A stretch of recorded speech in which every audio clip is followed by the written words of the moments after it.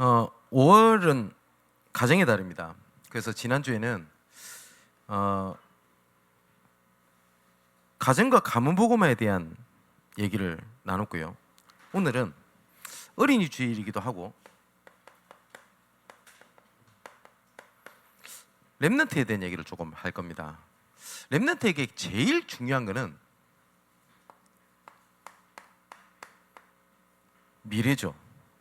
왜냐니까 우리 렘넌트들은 조금 속지 말아야 되고, 또한 혼동을 느끼지 말 것은 지금 있는 모습이 여러분들의 미래가 결정되는 것이 아니라는 겁니다. 렘넌트는 현재의 제자가 아니라 미래의 제자입니다. 그렇기 때문에 오늘이라고 하는 것에, 현실이라는 것에 뭐 무시하라는 것은 아니지만 그게 얽매이거나 그게 눌릴 이유는 전혀 없습니다. 그러면 렘넌트의 미래에서 제일 중요한 것은 어떠한 생각이 있냐, 어떠한 마음이 있냐가 굉장히 중요합니다. 그래서 잠언 4장 23절에 보니까 모든 지킬 만한 것 중에 더욱 네 마음을 지키라. 생명이 근원이 이에서 남이니라.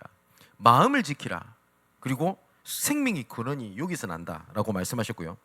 빌립보서 4장 6절에서 9절에 보니까 아무것도 염려하지 말고 다만 모든 일에 기도와 간구로 너희 구할 것을 감사함으로 하나님께 아뢰라. 그리하면 모든 지각에 뛰어난 하나님의 평강이 그리스도 예수 안에서 너희 마음과 생각을 지키실 것이다. 이렇게 말씀하셨습니다. 그러면서 무엇이든지 참되며 무엇이든지 경건하며 무엇이든지 옳으며 무엇이든지 정결하며 무엇이든지 사랑받을 만하며 무엇이든지 칭찬받을 만하며 무슨 덕이 있든지 무슨 기림이 있든지 이것들을 생각해라 라고 말씀하세요. 그러면서 이 마음과 생각을 내가 바꿀 수 없단 말이에요. 그래서 9절에 보니까 너희는 내게서 배우고 받고 들은 바를 행하라. 그리하면 평강의 하나님이 너희와 함께 계시리라. 이렇게 말씀을 하셨습니다. 오늘 오전에 십자가의 은혜, 십자가의 영광이라는 것을 두고 우리가 말씀을 나눴습니다. 언제부터인지 복음은 잘 되는 것이라고는 등식이 성립되어지고 있는 것들이 많아요. 그리고 그렇게 말하는 시대가 됐습니다. 예수 믿으면 복 받는다, 예수 믿으면 일이 잘 해결된다가 기준이 돼버렸어요. 그러다 보니까 믿다가 낙심하는 사람들이 보통 이런 얘기를 합니다. 혹시 렘넌트 여러분들도 그런 생각이 드는지 모르겠습니다. 왜 예수 믿는데 왜 나는 잘 안 되지? 라는 겁니다. 도대체 그 기준이 뭡니까? 그죠? 제가 중학교 때 교회를 떠난 적이 있었습니다. 저도 이해가 안 됐어요. 왜냐? 예수 믿는 우리 집안이 왜 이렇게 돼야 되냐는 겁니다. 제 어머니는 굉장히 신실한 믿음의 사람이었습니다. 그런데 어느 날입니다. 어느 날 학교를 마치고 집에 왔는데 어머니가 혈전 결석이라고 그러죠. 그것 때문에 병원에 혼자 가셔서 혼자 입원을 하셨어요. 아무도 도와준 사람이 없었고, 어느 날 보니까 아버지가 입원해 있는 겁니다. 어느 정도로 어머니는 진심이셨냐? 어머니 앞에서 예배를 빠지는 걸 제가 본 적이 없어요. 그리고 예배랑 다른 것을 타협하는 모습을 단 한 번도 저한테 보여주신 적이 없어요. 단 한 번도. 그런데 우리 집안은 왜 이렇습니까? 믿는데 왜 잘 안 됩니까? 그죠? 저는 그것 때문에 시험이 들었었어요. 그래서 한때 교회를 안 갔습니다. 왜냐? 성경이 거짓말 같은 거예요. 근데 성경은 오히려 뭘 얘기를 하냐? 십자가의 은혜, 십자가의 영광을 얘기를 하는데 여기 공통점이 뭐냐면 희생을 말씀하셨어요. 죽는 거라고 말씀을 하셨습니다. 그럼 우리 렘넌트들이 진짜 복음에 대한 능력과 비밀이 뭔지를 알고 자라야 될 것인데, 그리고 나아가야 될 건데, 희생이 끝나는 것처럼 보이지만 이것이 나를 살리고 교회를 살리고 현장의 모든 것을 살리는 하나님의 능력이 된다. 이게 성경에서 말하는 복음에 대한 능력입니다. 그런데 언제부터인지 많은 사람들이 희생하는 것에 대해서 꺼려하기 시작을 했어요. 희생하는 것에 대해서. 희생하는 것은 나는 어려움을 당한다고 생각을 하는 겁니다. 그래서 십자가의 은혜, 십자가의 영광이 여러분들의 모든 기준이 되는 망대를 세우는 겁니다. 그리고 이것을 살아가는 여러분의 삶의 여정이 되는 거고요.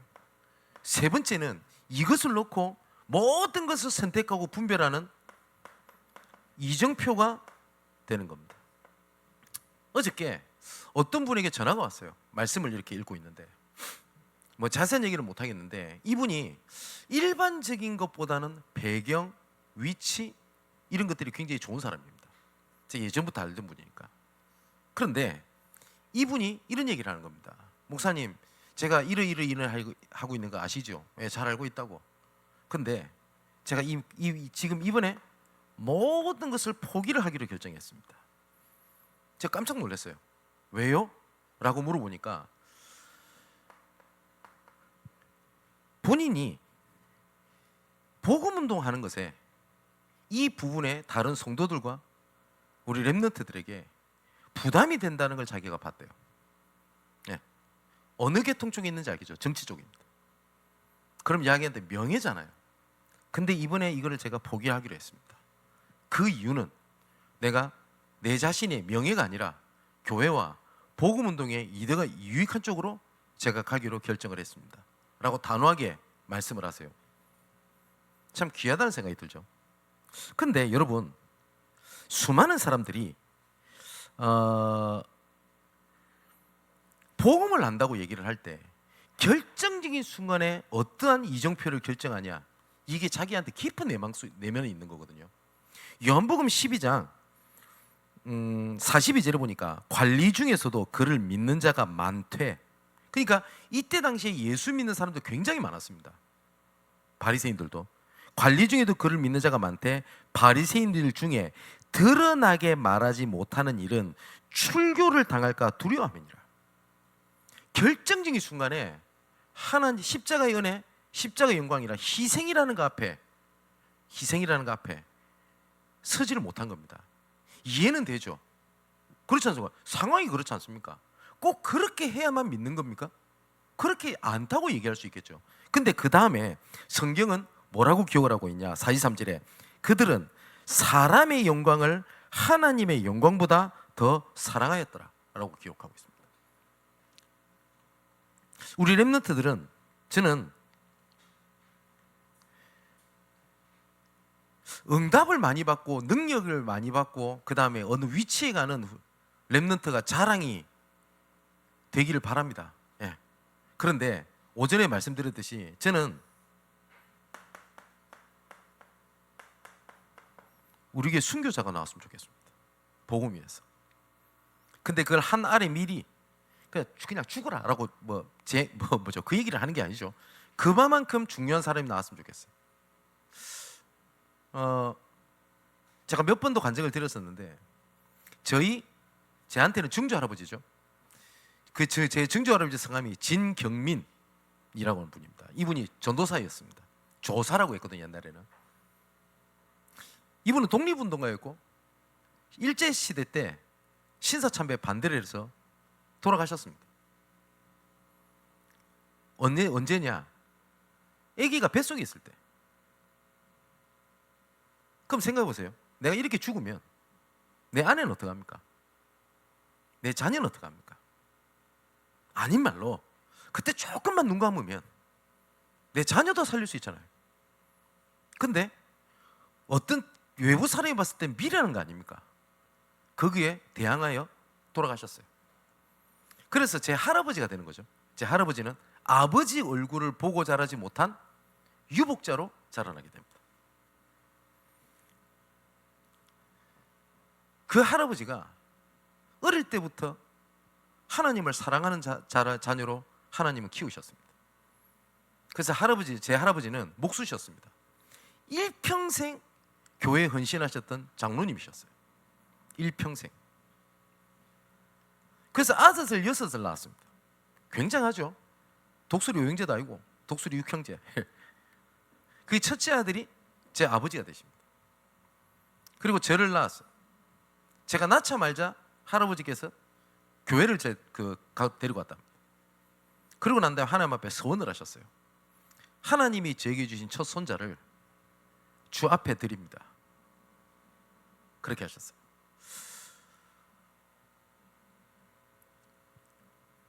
복음을 위해서, 교회를 위해서 헌신하셨거든요. 근데 하나님은 그 가문을, 특히 그 후손을, 렘넌트를 하나님께서 그냥 두시지 않았어요. 여러분, 저는 교회에 이런 자들이, 무명의 전도자들, 순교자들이 많아야 된다고 저는 생각을 합니다. 지금은 순교 시대가 아닙니다. 그리고 요한계시록에 의하면 반드시 순교 시대가 온다라고 말씀을 하십니다. 그럼 이 자리, 그 자리에서 순교 시대가 오게 되면 이 세상에 믿는 자들 가운데서 믿음을 볼 사람이 얼마나 된다고 생각을 합니까? 우리 렘넌트 중에. 그죠? 저는 우리 교회가 응답을 많이 받기 원합니다. 축복을 많이 받기 원합니다. 그리고 가정이 복음화되고 행복하기를 원합니다. 그러나 저는 저희 교회에 순교자가 많았으면 좋겠습니다. 이 렘넌트의 미래는요, 마음과 생각이 어떠냐에 따라서 그것은 거의 영원히 갑니다. 나도 모르게. 성경에 몇 가지를 얘기를 해보겠습니다. 이스마엘이라고 하는 자가 있었습니다. 여러분, 지금도 계속 전쟁을 많이 일으키는 모슬렘, 이슬람이 이스마엘의 후손이죠. 이스마엘이 결국은 상처를 버리지 못합니다. 그게 후대까지 연결이 됩니다. 아브라함의 불신앙이었죠. 내가 너를 통하여 모든 민족이 복을 받게 하겠다, 아들을 주겠다라는 약속을 아브라함이 자기 위주로 언약을 붙잡습니다. 그게 믿음이라 생각을 했어요. 뭐냐, 내 씨로 말미암아 구원받는다고 했으니까 자기 아내는 현실은 아기를 못 낳잖아요. 그래서 하갈이라는 여자를 통해서 아기를 낳습니다. 그게 아브라함이 여자를 밝혔다가 아니죠. 자기 방법으로 하나님의 영광, 하나님의 언약을 이룬다고 생각을 했어요. 근데 그게 아니었죠. 그래서 하나님께서 하갈과 이스마엘을 내보내라 라고 말씀을 하십니다. 그런데 창세기 16장 11절에 12절에 보면 하갈의 고통과 눈물을 하나님은 절대 외면을 안 하셨습니다. 불신앙의 결과임에도 불구하고 하나님은 외면하지 않으셨어요. 그리고 창세기 17장 20절에 보면 그 이스마엘에게 복과 번성, 12방백, 큰 민족을 약속을 하십니다. 그리고 창세기 21장에 보면 하갈과 이스마엘이 결국은 광야로 쫓겨나게 됩니다. 그때도 하나님께서는 똑같이 너에게 복과 번성과 12방백과 큰 민족을 이루겠다라는 언약을 다시 상기시켜서 축복을 하시고 보냅니다. 창세기 21장에 보면 이스마엘과 이삭이 같이 자라죠. 근데 이스마엘이 이삭을 막 놀리는 장면이 나옵니다. 이것이 결국은 이스마엘과 하갈이 쫓겨나게 되는 계기가 됩니다. 근데 분명한 것은 하나님은 이스마엘에게 뭐요? 복을 내리셨어요. 그런데 하나님의 은혜냐 상처냐는 갈림길이었거든요. 근데 이스마엘 족속은 하나님의 은혜보다는 상처가 더 컸어요. 그 이후에 훗날, 에돔, 미디안, 그 다음에 아말렉 이런 그 국가들과 연합해서 이스라엘과 반복적으로 전쟁을 계속 일으키게 됩니다. 그래서 지금도 결과가 이스라엘과 모슬렘의 거의 전쟁이잖아요. 그죠? 지금도 이스라엘 전쟁이 이슬람과 이스라엘의 전쟁이죠. 그죠?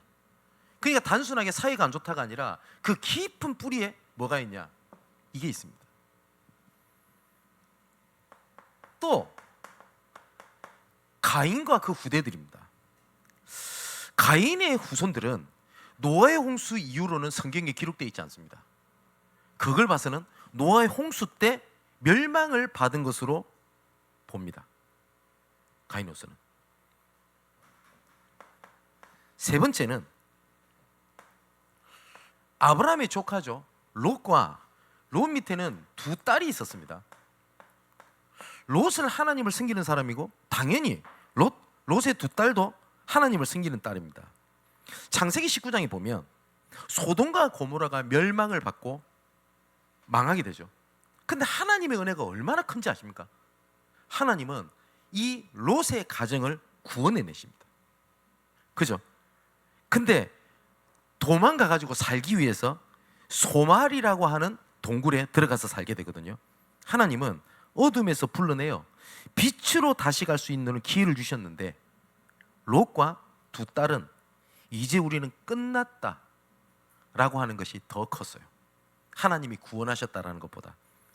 그래서 소돔 때의 영광, 성경에 그리 되어 있습니다. 소돔 때의 영광을 위하여. 보세요. 어떤 영광을 구하는 겁니까? 보세요. 이 롯이 어떻게 소돔 땅을 결정했다고 했죠? 롯이 보기에 소돔이 여호와의 땅처럼 보였더라. 뭐요? 그걸 영광이라고 생각을 했다고요. 영광. 그러다 보니까 이 롯의 두 딸도 그 영광을 회복하기 위하여 어떻게 하냐? 우리 아버지를 통하여 우리가 민족을 결성을 짓자. 이 웃기다는 일이 벌어집니다. 그래서 롯과 두 딸이, 이 두 딸이 롯의 아버지의 씨를 받아가지고 자녀들을 낳습니다. 그 첫 번째 아들이 그 성경이 어디 나오냐니까? 창세기 19장 30절에 보니까 맏딸은 아들을 낳아 이름을 모압이라 하였으니 오늘날 모압의 조상이라. 여러분, 모압이라고 하는 족속이 성경에 굉장히 많이 나옵니다. 모압은 끝까지 이스라엘과 적대적인 관계를 유지했던 족속입니다. 근데 여기서 근데 아까도 얘기했죠. 은혜냐 상처냐 이 갈림길에서 상처가 아닌 은혜로 들어갔던 자가 모압 족속에 딱 한 명이 나옵니다. 자, 누굴까요? 성경 퀴즈. 모압 족속이면서 분명히 이스라엘에 대한 상처를 갖고 있는 민족입니다. 근데 그 상처가 아닌 은혜로 딱 돌아선 딱 한 사람이 나옵니다. 성경에. 모압 족속에. 누구죠? 룻입니다. 룻. 이 룻은 모압 여자입니다. 그런데 나중에 내 상처냐 환경이냐 하나님의 언약이라 했을 때 나중에 하나님의 언약을 선택을 해서 보아스라고 하는 남자를 만나게 되고 언약의 대열 속에 예수님의 조상의 이름으로 딱 올라갔던 유일한 모압 사람이 누구냐? 룻입니다. 룻기에 나올 때 룻입니다. 그게 모압이고요. 창세기 19장 38절에는 작은 딸로 아들을 낳고 그의 이름을 베남미라고 하였으니 오늘날 암몬 자손의 조상이었더라라고 되어 있습니다. 그러니까 모압, 암몬 이 적대간에 있는 민족이 누구냐면 조카 롯에 대한 두 딸이었어요. 그래서 이 암몬 족속은요 출애굽 이후에 이스라엘 백성들이 가나안 땅을 들어가는데 진입을 거부를 계속합니다. 이 배경에는 우리 민족을 우리를 보살펴주지 않았다라고 하는 상처예요. 이해는 되죠. 근데 그 일이 하나님을 대적하는 일이 됩니다. 얼마나 무서운가요? 내가 상처받아서 그래요. 얼마든지 이해돼요. 그런데 그 일이 하나님의 언약을 대적하는 일을 한다니까요. 그래서 끝까지 암몬 족속도 그렇게 부딪힙니다. 그래서 사사시대 때 암몬 족속이 이스라엘을 결국은 압제를 하고요. 솔로몬 시대 때 어떻게 해서 이스라엘이 분열이 되고 망해버리죠? 우상 숭배를 하게 되죠. 그때 솔로몬이 암몬 여자들을 택해서 우상이 들어와서 이스라엘은 쪼가리가 나서 멸망을 당하게 됩니다. 보세요. 그게 미래하고 연결이 돼버려요. 그래서 출애굽기 20장 4절에서 6절에 보니까 우상 숭배하지 마라 라고 안 합니까? 하나님의 영광을 막는 게 우상입니다. 그게 근데 우상인지도 몰라요. 근데 많은 사람들이 이 우상에 여러 가지가 있습니다. 어떤 사람은 사람이 우상입니다. 사람이. 그죠? 그러면 저 사람 때문에 내가 상처를 받을 수 있고 놀랄 수 있고 당황을 할 수는 있어요. 근데 저 사람에 대한 일로 내 인생이 무너진다면 사실상 그게 나한테 우상이었잖아요. 그죠? 여러분, 돈은 있어도 되고 없어도 됩니다. 있으면 더 좋겠지. 근데 돈이 없다고 자살해 버렸다? 내 인생이 다 끝난 건데요. 그죠? 우상 아닙니까? 그죠? 여러분, TV가 너무 이상하게 만들어 버렸어요. 그죠? 진짜 사랑하는 사람에서 같이 목숨을 끊는 걸 보고 아름다운 사랑이라고 포장을 다 해버렸어요. 그거 우상입니다. 그게 어떻게 아름다운 사랑입니까? 또 그렇게 하는 사람이 사업을 성공을 하고 세상에서 성공한다 가르치기 시작을 했어요. 뭘 집어넣었죠? 우상을 집어넣은 겁니다. 근데 출애굽 20장 4절에서 6절을 보니까 나 여호와는 질투하는 하나님이신지요 이라고 되어 있습니다. 그리고 또 너를 위하여 새긴 우상을 만들지 말고 라고 되어 있습니다. 왜 우상이 무섭냐? 하나님의 영광을 가로막는 겁니다. 바울은 골로새서에 보면 탐심은 곧 우상 숭배니라 라고 되어 있습니다. 이 상처라고 하는 게 반드시 렘넌트들이 때 고쳐야 할 것이 있는데 그 중에 첫 번째가 상처입니다. 여러분, 상처는 모든 사람이 다 가지고 있습니다. 그런데 이 상처가 우상이 돼버리면 이 상처로 내 인생이 결정이 된다니까요. 여러분, 부모님에 대하여 상처를 받지 않고 자라는 자녀도 아무도 없습니다. 다 있습니다. 근데 그 상처가 내가 그럴 때 어려울 때가 있었구나라고 되는 거지, 이게 내 인생을 딱 잡아가지고 움직이고 영향력을 준다? 우상 아닙니까? 그죠? 그 우상을 딱 갖고 있으면서 나는 복음 붙잡았으니 될 거야 이러고 있는 겁니다. 그래서 이 상처가 그냥 생각도 아니고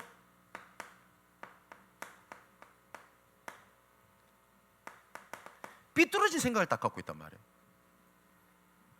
이것이 내 인생을 좌우하고 있는 겁니다. 부정적인 생각으로 세상을 모든 걸 다 봐요. 그죠? 그게 망대 아닙니까? 망대.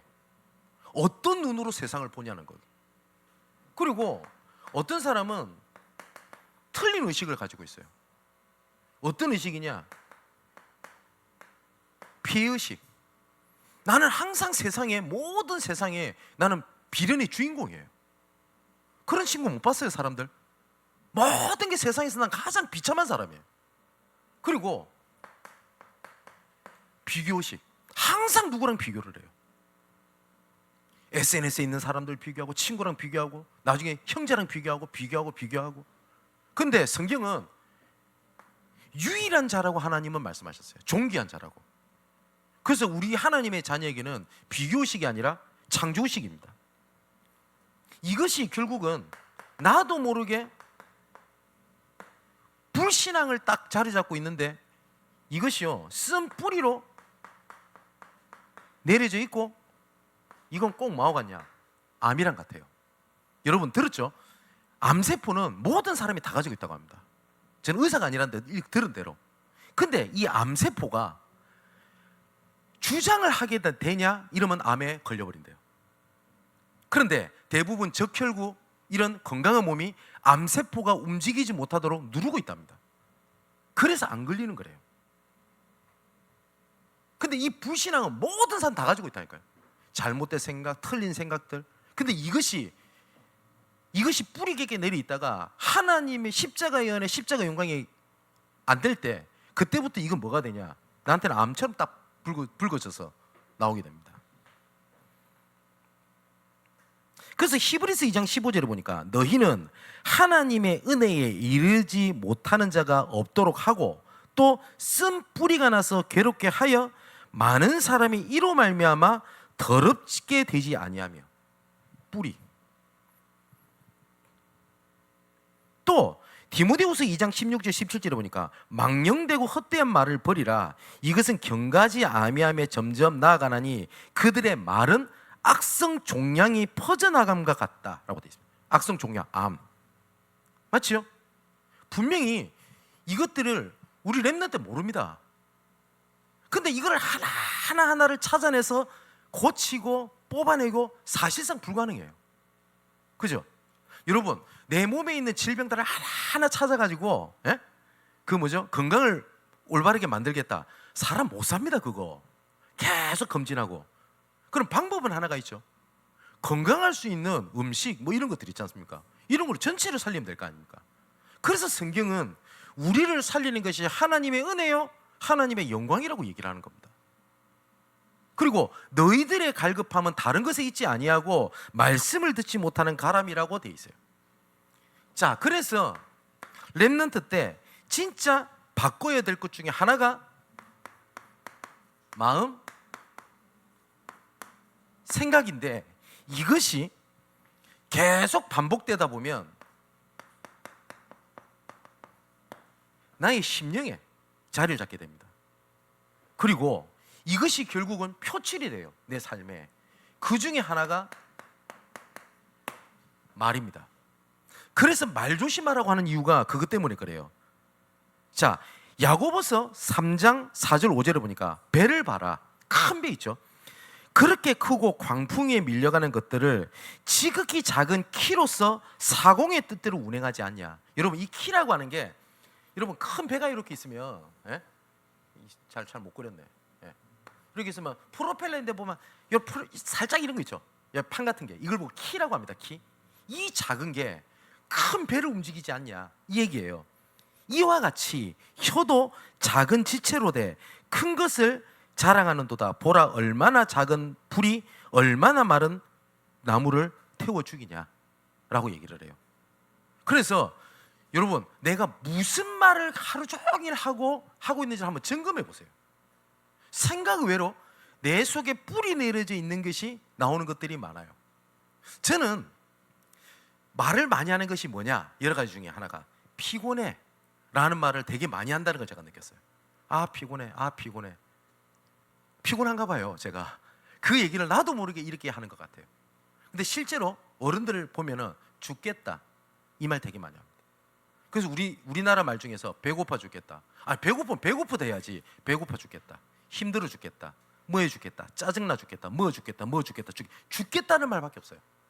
그래서 한국을 뭐라고 표현하죠? 한민족이라고 하죠. 근데 말 중에서 계속 탓을 하는 말을 하는 사람이 있어요. 누구 때문에, 누구 때문에, 누구 때문에. 그거 바꿔야 돼요. 그래서 잠언 18장 21절에 보니까 죽고 사는 것이 혀의 힘에 달려있다 라고 되어 있습니다.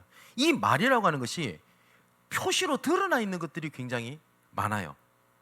그래서 여러분 과거가 있을 거 아닙니까? 그죠? 그럼 여러분 과거 때, 여러분 후회랑 회개는 달라요. 후회는 내가 내 자신을 자책을 하는 건데, 회개는 하나님께로 돌아가는 거예요. 하나님께로 돌아간다는 건 두 가지가 의미가 있습니다. 하나님의 은혜를 찾는다는 말이고, 두 번째는 그렇게 하신 하나님의 사명 계획을 찾는다는 말이에요. 그래서 회개라고 하는 것은 하나님의 은혜와 하나님의 계획이 내포되어 있어요. 근데 대부분 뭘 하냐니까 후회를 합니다. 그리고 다가오지 않는 미래가 있단 말이에요. 그래서 앞으로 올 것이기 때문에 예측은 할 수 있겠습니다만은 그것이 결정적이지는 않아요. 지금에 이르니까 나중에 미래도 그렇게 되겠다, 예측은 할 수 있지만 그 예측은 다 맞는 것도 아닙니다.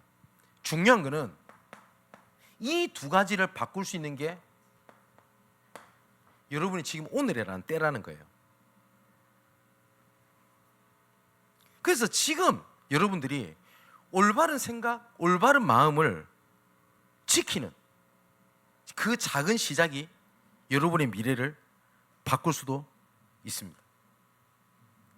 그래서 우리 생각과 마음을 내가 바꿀 수 있습니까? 못 바꿔요. 그 바꿀 수 있다면 세상에서는 바꿀 수 있다고 얘기합니다. 마인드 컨트롤. 그죠? 근데 마인드 컨트롤을 가지고는 나를 못 바꿉니다.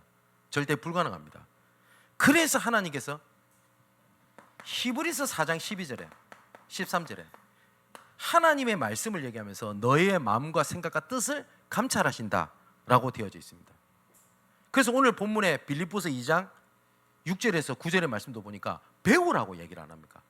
그래서 마지막 결론에 렘넌트들이 실천해야 될 것 중에 제일 중요한 것 중에 하나가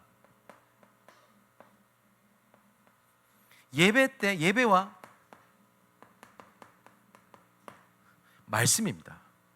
여러분, 렘넌트 시기 때 진짜 잘하면 생각해 보세요. 사실상 여러분들이 주일날 예배는요 7일과 하루의 싸움입니다. 어떤 면에서는 7일과 1시간의 싸움일 수도 있습니다. 맞죠? 그러면 사실상 진 겁니다. 그렇다면 7일을 넘어설 수 있는 1시간에 뭐가 있어야 돼요? 집중이 있어야 돼요. 그래서 예배를 소중히 여겨야 돼요. 성도들은 어떤 면에서요, 목사도 그렇고요, 그 1시간을 집중을 하기 위해서 7일을 산다 해도 과언 아닙니다. 저는 목사잖아요. 저는 어떤 면에서 주일날 지금 말씀 전하는 거 이 시간을 위해서 7일을 집중하고 산다 해도 과언은 아닙니다. 맞죠? 그래서 렘넌트들 말씀을 소중히 여겨야 돼요. 그리고 말씀 들을 때마다 뭐가 깨달아지고 막 충격이 되고 없을 수 있어요. 그게 중요한 게 아니에요. 꼭 뭐하고 갔냐니까, 제가 이 얘기 안 했습니까? 오리가 평소에 방수액을 바르는 거 똑같아요. 여러분 오리 봤어요? 오리 길가에 보면 오리가 그냥 안 다닙니다. 뒤뚱뒤뚱 다니면서 그냥 부리로 막 이렇게 막 자기 겨드랑이를 막 쑤셔요, 날개 밑에. 그러면서 막 이렇게 비비고 이러거든요. 그 왜 오리가 그런지 아세요? 평소에 방수액을 발라요. 물 안에 들어갔다 딱 나왔던 오리를 보세요. 털이 물에 젖어 있질 않아요. 평소에 계속 방수액을 발라요. 근데 급할 때 저기 왔을 때 물에 뛰어들잖아요, 살기 위해서. 그래 살아요. 근데 어떤 게으른 오리가 있어. 에이씨 이놈은 계속 끈적끈적하네. 그래서 맨날 씻어, 비누물로. 어느 날 급한 때 왔을 때 빠져 죽는 거예요. 예배는 평소에 방음막을 쌓는 거하고 똑같습니다. 평소에 내가 하나님 주신 은혜가 없고 하나님 주신 말씀이 없으면 결정적인 순간에 내가 돌아갈 곳이 없어요. 돌아갈 곳이. 아까 어디 갔지? 롯이라든지 제가 얘기를 했잖아요. 아브라함은 말씀으로 돌아갔어요. 롯은 말씀을 분명히 들었습니다. 말씀으로 돌아가지 않았어요. 이 차이예요. 물론 그 전에 근본적인 건 하나님이 택하셨냐 아니냐고 하는 키가 있는데, 중요한 것은 말씀으로 돌아갔냐 못 돌아갔냐는 차이입니다. 여러분, 내 인생에 가장 위기가 찾아왔다 할 때 내한테 돌아갈 수 있는 말씀이 없으면 무너집니다. 그래서 예배를 얘기를 하는 거고요. 그리고 이 틀린 생각과 마음을 고칠 수 있는 키는 묵상입니다. 말씀을 계속 되뇌이는 겁니다. 그래서 시편 119편에 무엇이 청년의 행실을 깨끗게 하리이까? 오직 주의 말씀만 따름이니이다. 다윗의 고백입니다. 그리고 이 묵상을 할 수 있는 여러분들이 하루에 1시간이라도 돼요, 10분이라도 돼요. 그렇게 할 수 있는 서밋 타임을 가져야 돼요. 만일에 내가 하루에 10분을 말씀을 생각을 해서 가만히 눈을 감고 할 수 있는 여유가 없다, 내가 이미 영적으로 황폐되어 있는 거예요. 너무 바빠서 못한다? 그럴까요? 어떤 것 같습니까? 만일에 우리 렘넌트 때부터 그럼 이렇게 됐다, 그러면 사실상 내 영적 상태는 죽은 거예요. 우리 어른들도 사역자들도 마찬가지입니다. 내가 24시간을 살아갈 때, 그죠? 희한하게 드라마 시간은 잘 맞추는데 내가 하나님을 바라볼 수 있는 10분 여유가 없다? 그러면 내 사실상 내 영적 상태가 어떻다는 겁니까? 근데 스스로를 착각하는 겁니다. 나는 말씀을 들어서 말씀을 정리했고 잘 알아요. 근데 그게 나를 살리는 게 아니라니까요. 아는 게 살리는 게 아니라 은혜가 살립니다. 하나님의 은혜가. 말씀을 잘 아는 걸 따지면 바리새인이 훨씬 더 잘합니다. 보세요.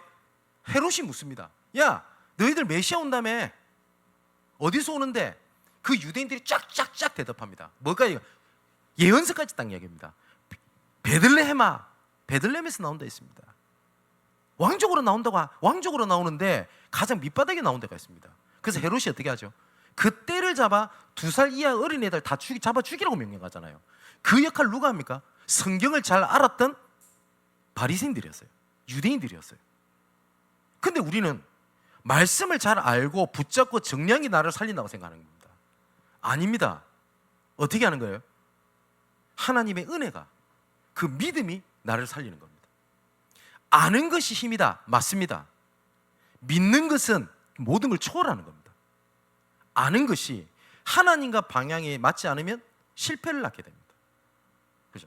한 가지 예를 들면 한나 어렸을 때 냉장고에 제가 올려요. 뛰어! 이러면 뛰어요. 왜냐? 받아줄 거란 믿음이 있어.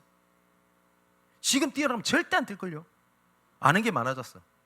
내 덩치가 내 얼만데, 내 몸무게가 얼만데, 잘못 받으면 허리 다칠 건데, 중력에 의하여 몇 킬로에 수학적으로 계산을 해보니 어떻게 될 거고, 아는 게 뭐예요? 힘이 아니에요. 그러면 알지 말라는 말이냐? 그 말을 얘기하는 게 아니지 않습니까? 렘넌트의 미래를 바꿀 수 있는 것은, 마음과 생각을 바꿀 수 있는 것은 하나님의 은혜요, 하나님에 대한 믿음입니다. 정말 우리 렘넌트의 미래를 바꾸는 중요한 시절이 되기를 주님의 이름으로 축원을 드립니다. 기도합시다. 십자가의 은혜가 렘넌트의 마음과 생각에 가득하여 그 영혼이 주를 찾는 것에 기쁨과 행복이 되게 하옵소서. 그리하여 십자가의 영광을 드러내는 이 시대에 남은 자, 순례자, 정복자의 길을 살아가게 하여 주옵소서. 우리 렘넌트의 마음과 생각을 지키시고 복음 아닌 것을 바꾸사 십자가의 은혜가 넘치게 하여 주옵소서.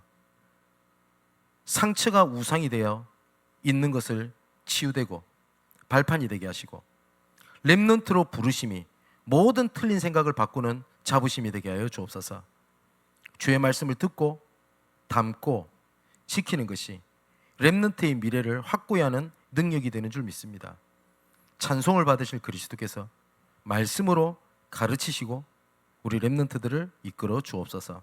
이 모든 말씀을 렘넌트의 하나님이시요 우리 렘넌트들의 모든 것 되시는 예수 그리스도 이름으로 기도하옵나이다. 아멘. 예, 광고를 드리겠습니다. 중요한 광고는 주보를 참고를 했으면 좋겠고요. 그 다음에 선교 캠프를 놓고 우리 함께 기도해 주셨으면 감사를 드리겠습니다. 그리고 오후 때 우리 중직자 장로 권사 모임은 다음 주로 미루겠습니다. 지금 안 계셔서 사실상 그 모임을 하는 게 의미가 없다고 생각이 좀 들거든요. 다음 주에 다시 공지를 좀 할 테니까 모임을 할 수 있도록 그렇게 해주시면 감사를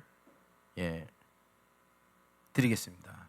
그리고 꼭 제가 부탁드리고 싶은 거는 어떻게 내가 하나님의 은혜, 하나님의 영광을 나타내겠냐 할 때 중요한 단어가 희생입니다.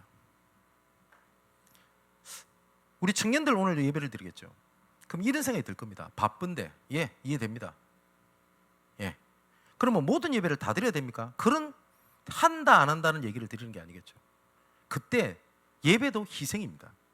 여러분, 예배 제사는 희생입니다. 뭘 하죠? 내 시간을 드리고 내 마음을 드리고 모든 걸 드립니다. 양을 잡는다는 말은 무슨 말입니까? 내가 죽어야 될 그 양이 대신 죽는 거예요. 희생을 얘기를 해요. 예배는 희생을 얘기합니다.